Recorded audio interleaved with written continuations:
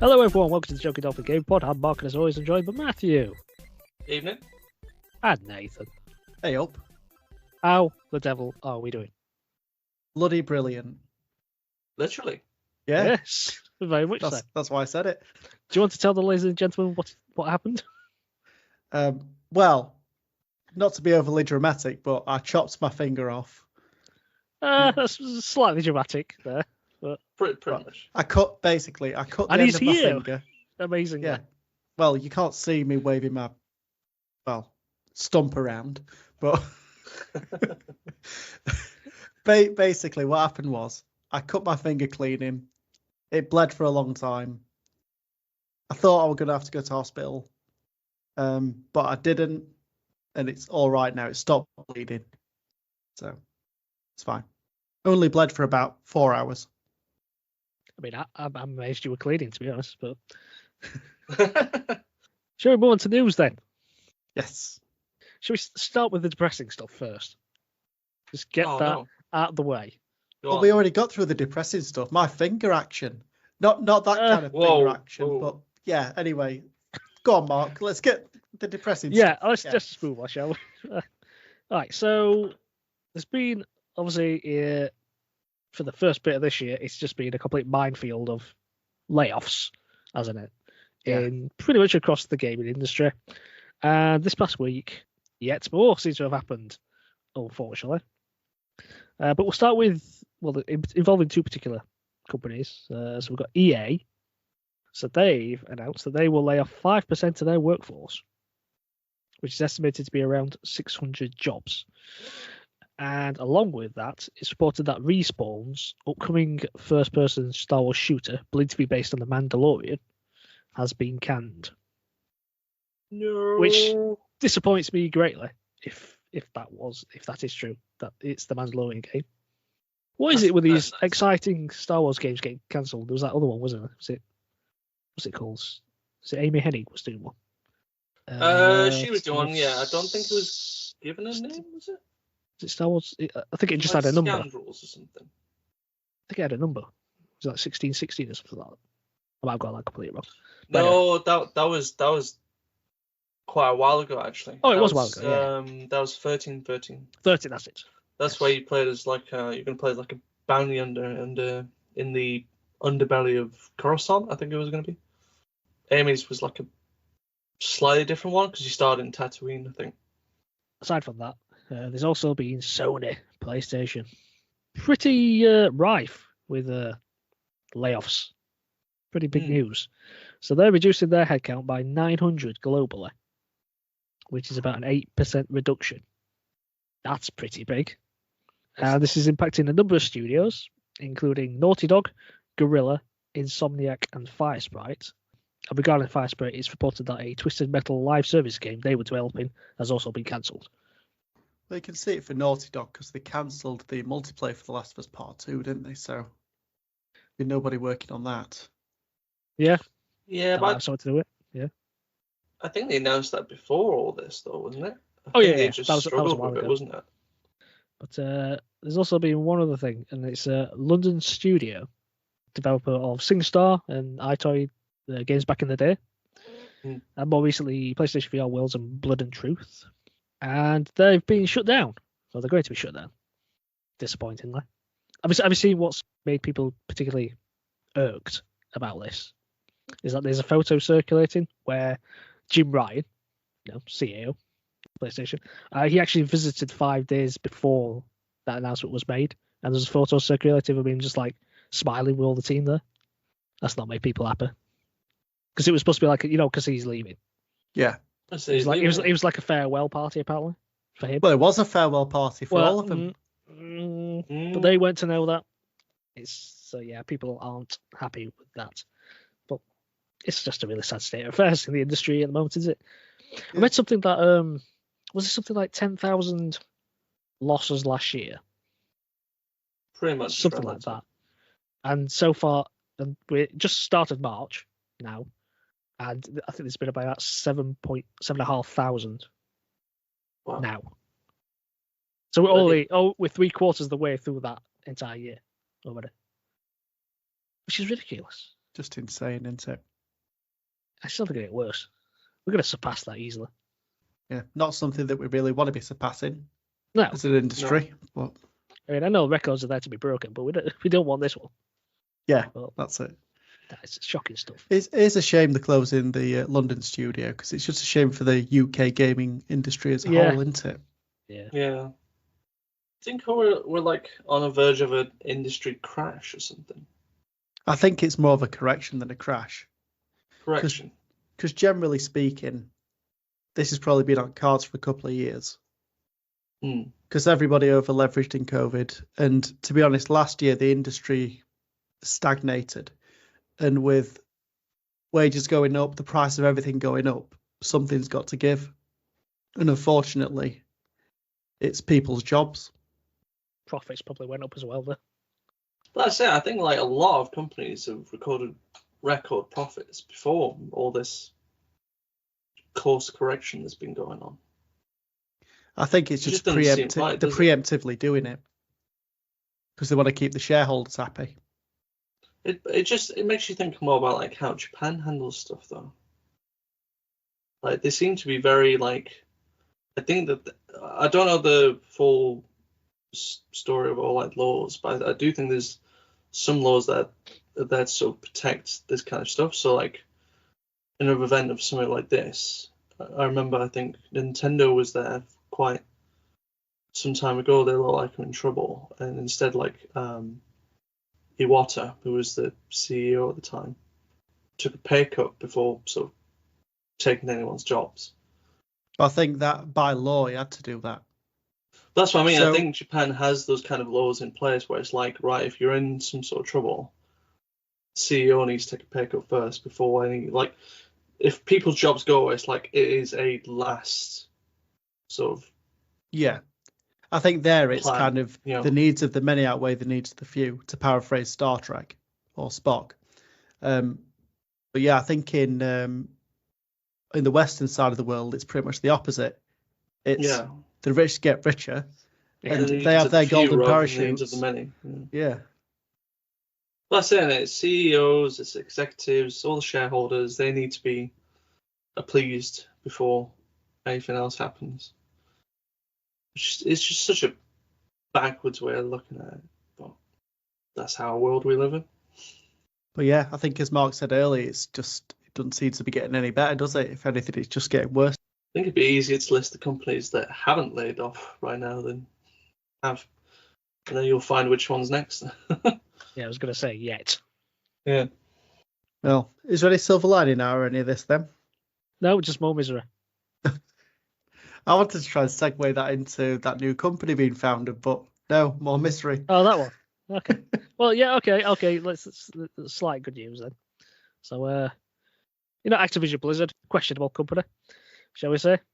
Toys for Bob has now left them and gone independent. Or Toys for Bobby, as you suggested the other week. Yeah, the new name. Maybe that's what's happening as he took over. Can we find out who the CEO is of that company?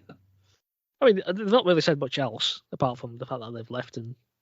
But I think they said they're still going to be working in conjunction with Activision. Well, yeah, they're Microsoft looking at making a sort of a collaboration with Microsoft. Yeah. Yeah.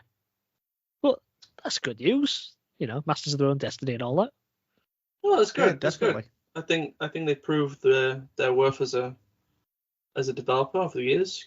They made the successful Skylanders series and then moved on to remastering Spyro, yes. Reignited trilogy. Oh yeah. I was about to say Crash, Bandicoot but they 4. didn't do the Crash Reignited trilogy. Crash Insanity trilogy, sorry. But they did do Crash Bandicoot 4, and that was received very well. Yeah. Did they also do the Tony Hawk? Or is that the wrong one? No, that was Vicarious Visions. Yes, that was. Sorry. And Beanox as well. Yeah. But I think they've proved themselves pretty handy. I'm just happy they've got away from the Call of Duty train, to be honest. Because the last time I heard about these, they were thrown on it. Folded into it, didn't they? Like, right now you're working on Warzone, you're helping Raven Software out, so. At least now they can focus on what they want to focus on, which is good. Because they've been around for a long time. 35 years this year, so got good pedigree. Right, well, you guys have heard of a little known game that came out recently called Helldivers 2, yeah? I was so close to buying it the other day, but I'm like, oh yeah, I need something to play it with. To be fair, I was pretty close. I looked on Amazon and it looked like a decent price, but then it said it wouldn't come for like a few weeks, and I was like, no, that can wait. Then I heard about this news. I think, ooh, should I buy it? Yes, well, it happened to be that on Steam, over the course of the week, 2 other versions of Helldivers 2 strangely appeared. Weird.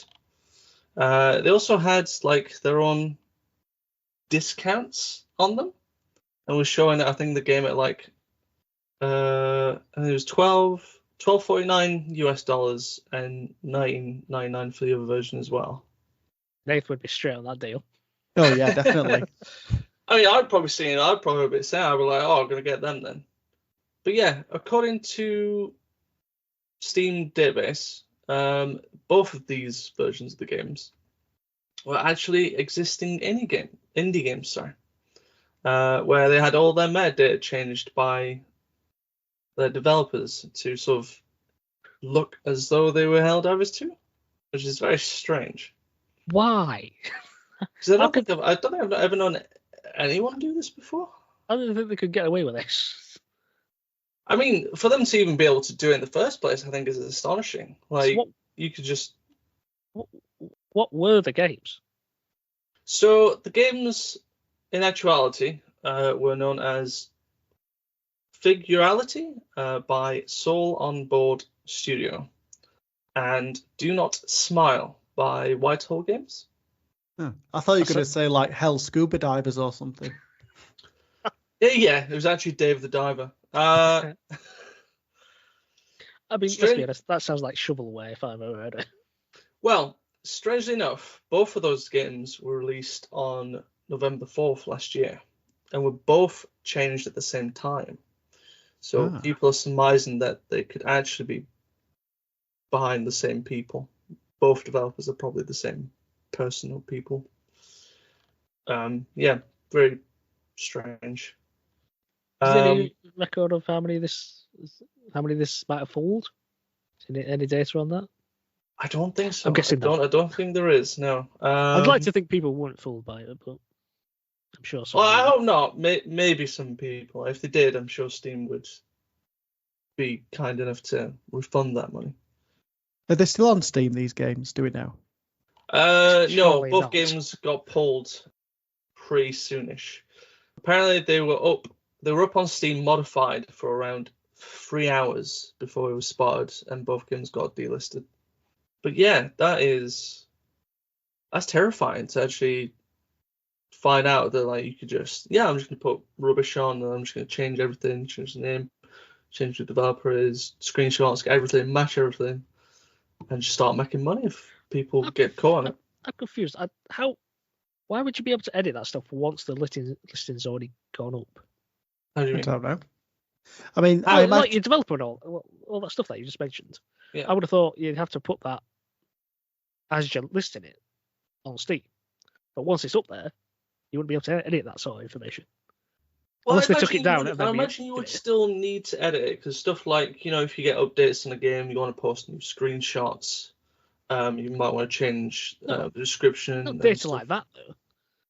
Well, no, you wouldn't think so, would you? Like, definitely if something like the title and especially who the developer is and who the publisher is. Because they stated that the publisher was PlayStation PC LLC, which I think is the publisher for Helldivers on PC. But yeah, to be able to change everything, to be able to match up exactly to another game is I would imagine frightening. They would have had to go to like someone would have had to check it and verify it before it got reposted exactly. on It'd be the audited store. before it's changed. Yeah. I think the only thing you'd be able to tell the difference of is that games are given like metadata tags by people that have bought the game, so you can say like like for Helldivers, exactly, you'd be saying like, oh, it's a 3D shooter, it's co-op, PvE, that kind of stuff. You get that kind of stuff. And on, I can see on one of these change ones, the tags on it is still like side scroller, precision platformer, 2D platformer. It's like, yeah, that's not Helldivers, is it? It's not 2D platformer. So that'd probably be like the big thing that would give it away. But yeah, to be able to change all that kind of stuff is a bit of an oversight on Steam's part, I would imagine. And I think Valve will be looking to try and somehow resolve that. Creates trust issues, isn't it? Well, that's it, isn't it? I mean, now you could see all sorts of indie Every games game getting just turns to changed. Helldivers. Like, yeah, could you imagine? Which one's the real one? Yeah, because you think there'd be somebody putting their game to be the most expensive one, even though it's not that one, because people will think, oh, it's not going to be the 99p one, it's going to be the one that's the most expensive, getting the most money out of people. Yeah, $6,000. Sold. that's it, isn't it? But I think it just shows they need to have more stringent rules in place for updating this kind of information. And maybe Steam will learn from this going forward. You'd hope. Fingers crossed. Well, no, I was going to make a joke then. I was saying Dave can't, but oh, I know that was below. Good one. That was below belt. Well, I can with my right hand. Well, Hey. true. There you go. Not with this one though. No, I can't. I can confirm an attempt was made. Yeah. So, on the 27th of February, we got a Pokémon Presents. So, it opened up with Mark's favourite Pokémon, Pikachu, being followed by a few unknown. Was he Detective Pikachu? No, No, just normal not Pikachu. his favourite. All right. No. I revise. Mark's second favourite Pokemon. Normal Pikachu. So, anyway, Pikachu getting followed by a few unknown. And then we were welcomed by the CEO and president of the Pokemon Company, Mr. Ishihara. So he just came on to say hi pretty much. And then just let us know that the 27th is Pokemon Day, 27th of Feb, because that was the day that Pokemon Red and Green were released in Japan. That was nice. And then from there, we went on to get some news about Pokemon Scarlet and Violet. So from the 28th of February, well, as of now, you're able to do Terra Raids. So the first Pokemon that's going to be in the Terra Raid is Venusaur. Then after that, we're going to get Blastoise and Charizard. So there's different windows for these Terra Raids within game. So from the 28th of February until the 5th of March, you've got your Venusaur one. From the 6th of March to the 12th of March, you've got Blastoise. And then from the 13th of March to the 17th of March, you've got Charizard. So they were the original 3 starters at the first game, for anyone that doesn't know that. So, yeah, might be an opportunity for people to jump back onto Pokemon Scarlet and Violet again. I still need to even complete it. Like, I've gone... You're only about 2 hours in still. Probably. I mean, I remember doing the first gym, but that's about it. I've not done anything else. So I'm pretty far behind. Yeah. I can remember when I got Scarlet and Violet, and me and Lisa played it, and we were just racing each other to see who could complete it first. So that's why I did it so quickly, because I wanted to do it before her and spoil it for her. So Bit harsh, but laws of the jungle. Anyway. So after that, we got some Pokemon Go news. So there's going to be a collaboration event with the Pokemon Horizon series. That's going to be from Tuesday the 5th, which is the day of this podcast release, until Monday the 11th of March. So we're going to have a Pikachu wearing Cap's hat. So that'll be making its debut. And debut. And it's going to know the move Volt Tackle, which is a Pokemon Go first. So that'll be cool. And then we've got some other Pokemon making their debut as well. I'm probably going to butcher these names because honestly, like my Pokemon knowledge starts to wane when it gets to like Gen 5 and beyond. But we're going to get Cyrilege. Cyrilege. Yeah, it's Cyrilege. Yeah, that's a word. Yep. Charodet and Armarouge. So These are just coming out of random name generators, aren't they? Let's be honest. yeah, probably. And then also we'll get Liko and Roy. They'll be showing up when you take a snap of your Pokemon in game. So Roy. Is Roy a Pokemon? No, Roy's a person. No. Oh. Person. The Pokemon Roy.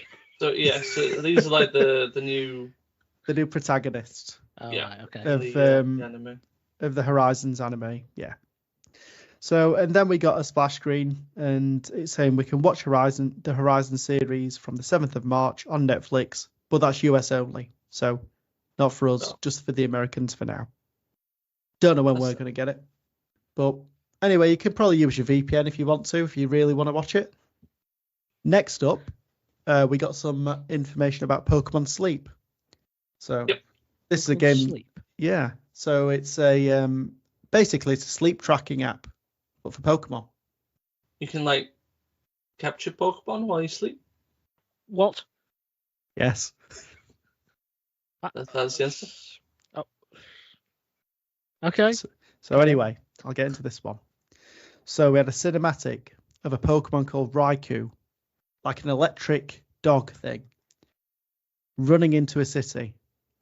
And then Raikou ends up sleeping on somebody's floor. And then this guy wakes up from his bed and takes a picture of Raikou. Right. And then we get the announcement that Raikou is coming this month. I was picturing Pokemon Sleep. I was picturing all that in my head as you were describing it. Yeah, good, wonderful. Looks riveting. And then we're also going to get Entei and Suicune. So, as part of the second generation of Pokemon, we got these 3 legendary dogs, and those all dogs are legendary. Some of them are not. More dogs are legendary than others, and these are the most legendary. I'm not going to let Milo hear what you just said. Right, Milo's the 4th legendary dog. All right. Oh, go on, then, I'll let you. Okay. Yeah. Outside the medals. Yep. So yeah, anyway, that's happening. Now, to be honest, the next bit for Pokemon Master ZX, that's another Pokemon game. I don't really play it. That's the thing. Another Pokemon mobile game. Mm. So it opens up with a nice cinematic of Lance, a dragon member of the Elite Four, fighting somebody with red hair. I should know who it is. I've seen his face. I can't quite remember. And then, basically, we get a few screenshots saying that there's going to be a few people appearing in Pokemon Master ZX. So we're going to get Geeta and Gilmora. So they're going to appear. Well, they're appearing now, as of the release of this podcast. And then we're also going to get Silver and Tyranitar. A couple of people there. Oh yeah, Lance was fighting Silver. That makes sense now. Yeah. So anyway, that's that. On to another Pokemon mobile game. If they weren't enough. How many are these things are there? I think there's got to be about 6 now. Anyway, Pokemon Cafe Remix. So it opens up with a load of food-based Pokemon things. I will say one thing about this. It really made me want a Diglett sandwich. What's in a Diglett sandwich? Well, Diglett's like the bread, and then in the sandwich there's tomatoes and lettuce, and that's it. Bacon? Pretty boring. BLT? No. I don't think bacon exists in Pokemon. What? Surely you would have a tuna mayo. Hey. It wouldn't be bacon. It would be Lechonk meat if it were Pokemon. Lechonk meat. So Lechonk is a pig. It's like a pig Pokemon. Right. Okay. So, anyway, I bet you love all this stuff that you're learning, Mark. It'd Yeah. be great. Yep. Anyway, so it goes on to say you complete certain puzzles to collect Gimme Ghoul coins. So Gimme Ghoul is another Pokemon. What? Coin? Eh? Give me go. Yeah. But he has coins. Yes. It's like a coin Pokemon. And you can use it as Coin currency. Pokemon? Yeah. Oh, this is outrageous now. What's going on? I thought Oh. Pokemon were animals. They are animals. It's Not more inanimate like, objects. But they can be based on real things as well. I don't know. He's more like a little A humanoid pouch coin kind of thing. What? He normally lives inside of like a treasure chest with coins. So, right, I'm gonna have to get. Okay. I'll get a 4 for Mark. You continue now. Yeah. Right. Anyway, so because of this event, you can choose from. What's the grass starter called for Gen 9? Is it Sprigatito? Sprigatito, yes. Yeah. Sprigatito. So from now, you'll be able to add Sprigatito, Fuecoco, or Quaxley to your staff for your Pokemon Cafe. And then, in addition, you can also join bingo events to have Tridom or Miridom as part of your staff as well. So 4 staff members for your Pokemon Cafe.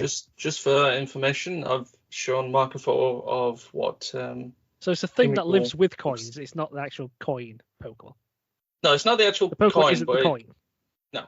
That's what was confusing me. Right. That makes sense now. Basically, it's got 2 forms. There's a chest form where it's inside of chest of coins, and there's like a roaming one where it's outside the chest. Right, well, swiftly moving on from Pokemon Cafe Remix, we got another Pokemon mobile game. Oh, are you having a laugh? Right, this is the second to last one, I promise. Second to last. Oh, there's a lot in there. So we got an update to Pokemon Unite, which you can also play on the Switch. So we got some news that some Pokemon are coming to the game that you'll be able to play as. So we're going to have Miraidon, the sort of future legendary Pokemon in Gen 9. We've got Farlinks, which is like a group of little, what would you call them? I don't know. There's nothing that you can really compare them to. Yeah. They essentially combine to make almost like a caterpillar, but they're all like individual as well, so they can have their own free will. And Cruelage is also coming. One of the I think it's a mythic Pokemon in Gen 9. I'm not too sure now. But Miraidon is going to be available now. Farlinks is coming in April, and Cruelage does not have a date at this moment in time.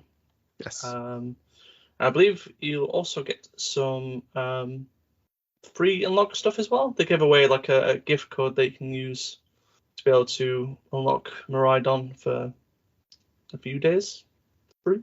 So Right. Now let's get into the meat and potatoes. Now this is the stuff. yeah, I This think is the from here main on stuff in we now. got some new stuff that actually This look pretty good. Stuff, is it? Okay. Yeah. Excite me. Prepare to be excited, Mark. Go on. So this opens up. So we don't really know what this is because they didn't preface it with any splash screen or information. So we get a cinematic of this guy opening up packs of Pokemon cards, but on his phone. So rather than be physical cards, it's cards on an app. They announced a new game that's going to be coming in 2024 called Pokemon Trading Card Game Pocket. Must have been up all night thinking that now. It just rolls off the tongue. Yes. So this is going to allow you to open virtual packs of Pokemon cards. So you get 2 free every day. Don't know about the packages for paid ones. But when you open your packs, you're going to be able to look at them, trade them with friends, battle, and it'll be a nice little experience. Like, I don't collect Pokemon cards anymore, but even I'll download this and get my couple of free packs and get the nostalgia hit of opening up a virtual pack of cards. Because one thing that is pretty cool is you see the pack, and then you can not this broken finger, but you can scroll your finger over as if you're ripping the pack of Pokemon cards open, and then you can flick through them one at a time as if you're like going through cards in a pack. It's gonna be great. Yeah. Mark's not sold. Some of the But that's okay.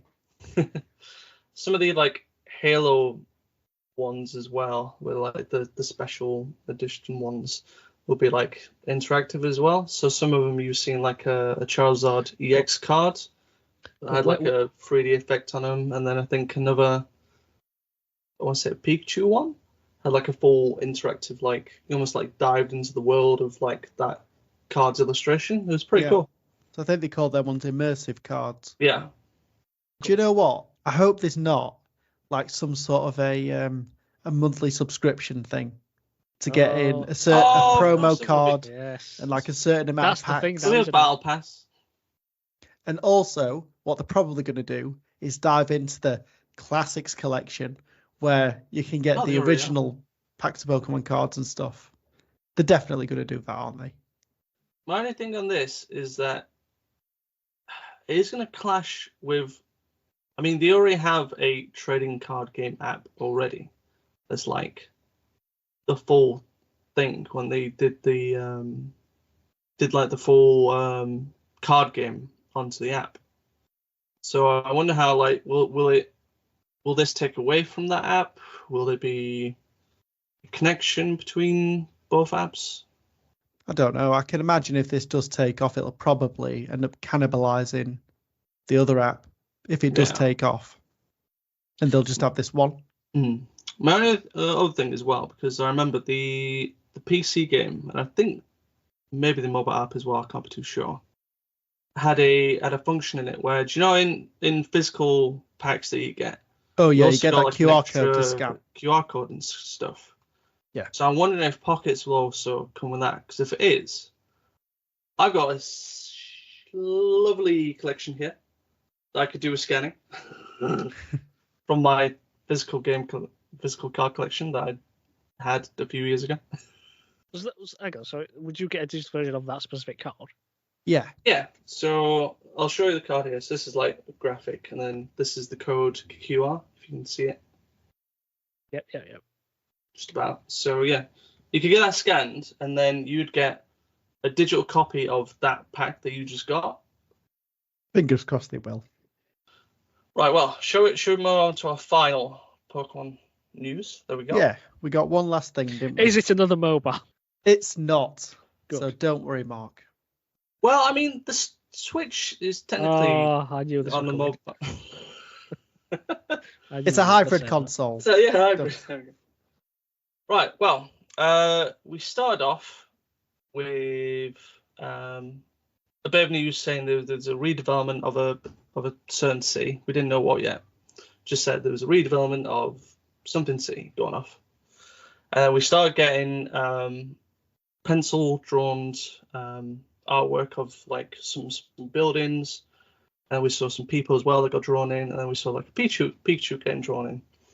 And then it all transitioned into sort of like a Tron-esque virtual world.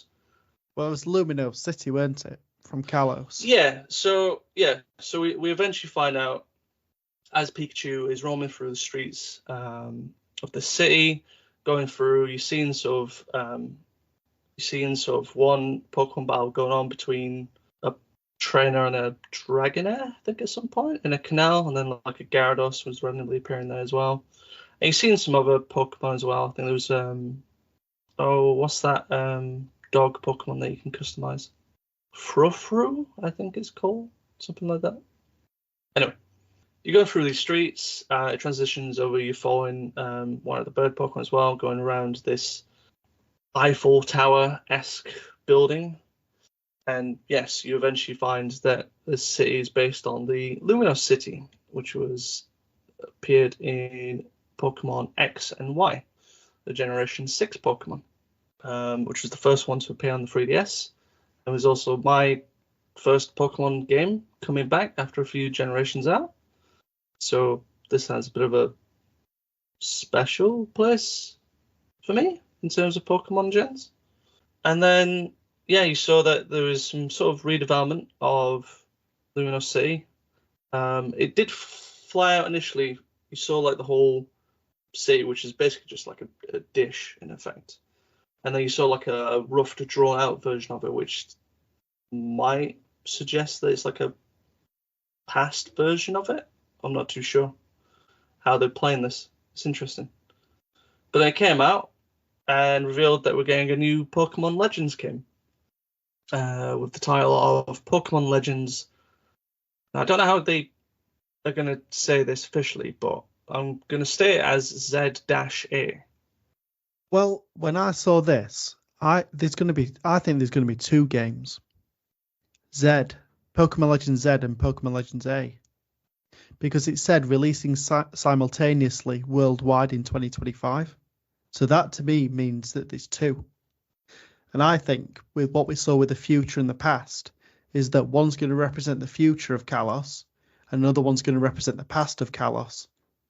I don't think they would do that though, because I see this as like us finally getting that third game that Generation 6 never had.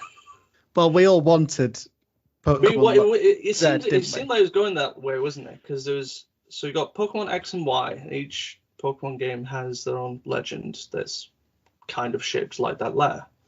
And then they introduced a new Pokemon, Zygrade, which seems to suggest, we're going to get a Pokemon Z at some point. Never happened for whatever reason, and they just moved on to Pokemon Sun and Moon. But I mean, it's going to be fascinating. It looks as though it's going to be something based on, obviously, Kalos, or at least Luminos City. Specifically, maybe I read some of the stuff on the Pokemon's website, and it seems to suggest that this game might just take place in the city itself. Like, the whole city is just going to be like an open world.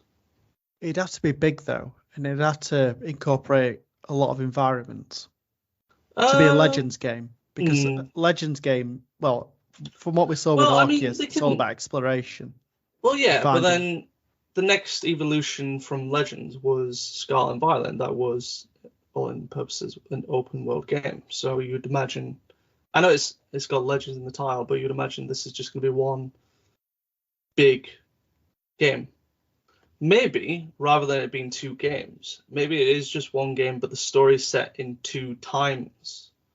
Maybe you get that at some point you travel to the future, Luminos City, do stuff in there, go back to the past, and Luminos City at that point is just set of like different regions. Maybe, like you said, maybe you go your snow region, you go your mountain one, your swamp, however you want to play it. Maybe. I also heard as well you saying that when you saw those releasing simultaneously, we also know at some point 2025 Switch 2 is coming. Perhaps this game goes between both platforms. Oh, okay. Could be a launch title, but also for the original Switch as well. Maybe. Someone threw that out there, and it does seem they've used the wording for a reason, saying simultaneously. So, could be interesting. I never thought they would go to Kalos next, though. It does seem they've like skipped Gen 5. Like, I think a lot of people were expecting like a Gen 5 remake at some point. Well, we got Black and White 2, didn't we? Yeah, but you would class that as like that was the sequel to Black and White, and that's the follow-on games. Like you had Red, Blue, then Yellow, then you have Gold, Silver, Crystal. Followed that on. Black 2 and White 2 was just the follow-on games, whereas, like I said, Gen 6 never had a follow-on game for some reason.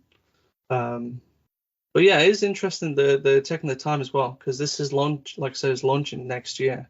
So for 2 whole years, we've not had like a mainline Pokemon game. I mean, maybe that's a good thing. Maybe that's Game Freak being like, okay, we acknowledge Scarlet and Violet wasn't up to the standard that people expect Pokemon games to be when launched. Well, they've expanded upon it though, with like DLC and stuff. So. Well, yeah, they've expanded on it, but like I said, at launch, obviously, it was very buggy. Games crashed, that kind of stuff. So maybe they're actually like, okay, we need to take our time with this. which, fingers crossed, hopefully it's going to be good. There was implementations as well for the Kalos storyline that, like, if there's a past thing, I remember in X and Y there was a mention of like a Pokemon war that happened like centuries before. So maybe they could incorporate some of this in there. Yeah, be interesting. There's a lot of different directions it could go in. Yeah, it's just fascinating that there seems to be they must have shown off like Kalos present / future for a reason. And then these documents feel like they still kind of go back to the past with like the old drawing of it. So, yeah. Just its initial inception and then where it's going in future. Yeah. But I'm looking forward to a new Legends game. I loved Arceus. Never finished it. Probably should actually get around to actually doing everything. Well, I'm in post game stuff. Like I never fought Giratina. Oh right, fair enough. I did all that. I didn't do as much of the collecting of Pokemon as I really should have. But yeah, I was doing that. I was like, I need to complete like the Pokédex because I love how you catch Pokemon in this game. So we'll see. We'll see how it goes. I hope it's gameplay wise. I hope it does match Legends. So. Yeah, but we shall see. Yep, we'll see you next year. Well, thanks very much, chaps. We'll be back next Tuesday. Follow us across social media. Find Joking Dolphin on YouTube and Facebook, as well as on Instagram and Twitter at Joking Dolphin. Plus, you can visit our website at jokingdolphin.com. Until next time, thanks for listening. Goodbye. Take care. Bye-bye.